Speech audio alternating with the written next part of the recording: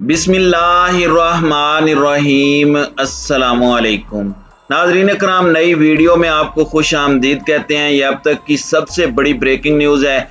कप्तान को एक बहुत बड़ी कामयाबी मिली है। अदालत ने राना सनाउल्लाह के खिलाफ मुकदमा दर्ज करके गिरफ्तार करने का हुक्म दे दिया। इमरान खान का पत्ता काम कर गया। हुकूमत की बुनियादें हिलना शुरू हो गईं। असम्बलियां तहलील होने के इशारे मिलने लगे। वीडियो की तफसील में जाने से पहले चैनल पर नए आने वाले दोस्तों से गुजारिश है कि हमारे चैनल को सब्सक्राइब कर लें, बेल आइकन पर क्लिक कर लें, ऑल नोटिफिकेशंस को ऑन कर लें ताकि हमारी नई आने वाली वीडियोस आपको बर वक्त मिल सकें। नाज़रीन कराम, जिस तरह से हालिया पुरअमन एहतजाज को पुरतशद्दुद एहतजाज में बदलने के लिए राना सनाउल्लाह ने मावराए अदालत इक़दामात किए, उसको लेकर पाकिस्तान तहरीक इंसाफ और पाकिस्तानी अवाम के अंदर शदीद गम गुस्सा था।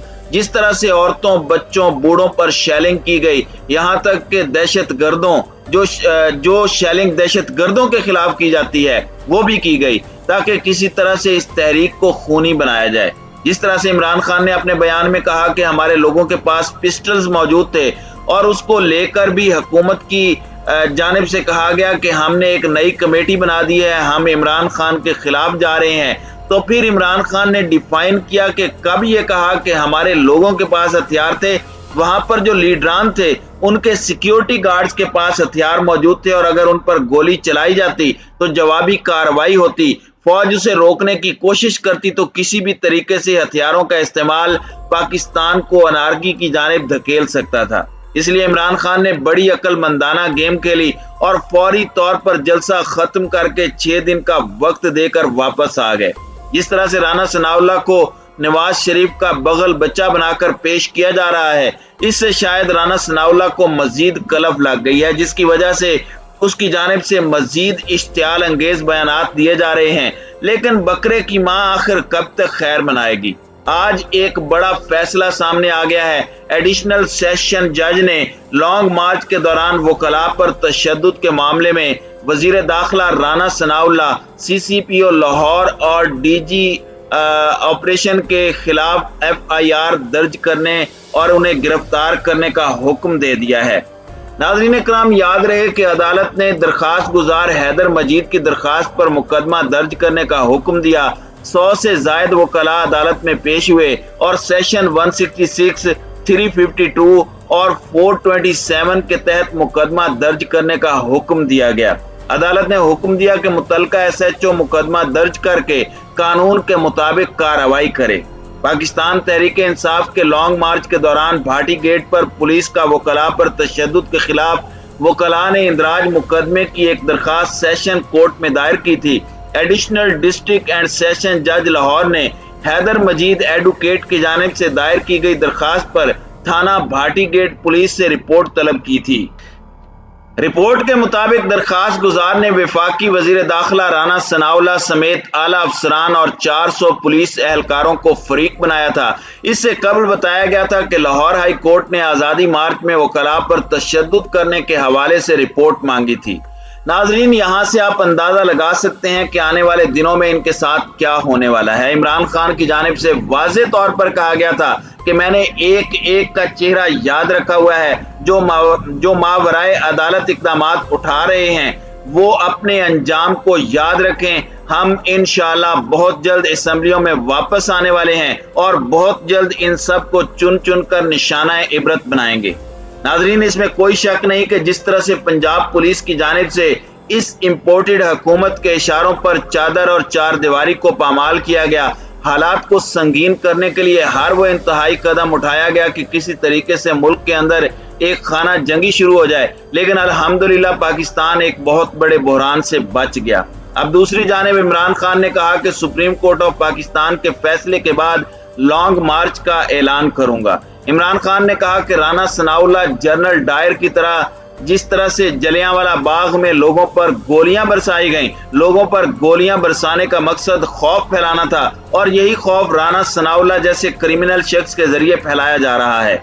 राना सनाउल्लाह का फिर बयान आया कि मैं ये करूंगा, मैं वो करूंगा। उन्होंने कहा कि अब राना सनाउल्लाह को हम लगाम डालकर दिखाएंगे। अब इसके बाद इमरान खान करने क्या जा रहे हैं। बाबूसूख जराए से ये भी पता चला है कि इन दिनों के दौरान यानी जून के पहले हफ्ते में इस हुकूमत का खात्मा हो सकता है, क्योंकि ये हुकूमत सिर्फ एक वोट पर खड़ी है और जिन इत्तेहादी जमातों को पीपल्स पार्टी और नून लीग ने बड़े बड़े वादे करके अपने साथ मिलाया, हालिया दिनों में वजारतों की बंदरबांट के अंदर उन्हें कुछ भी नहीं मिला।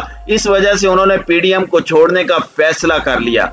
अब नून लीग की जानिब से हर मुमकिन कोशिश की जा रही है कि किसी तरह से उन्हें लालच देकर मनाया जाए, लेकिन जो इशारे मिल रहे हैं वो ये हैं कि आइंदा चंद रोज के अंदर चंद बड़े बड़े फैसले हुकूमत के खात्मे का बायस बनेंगे।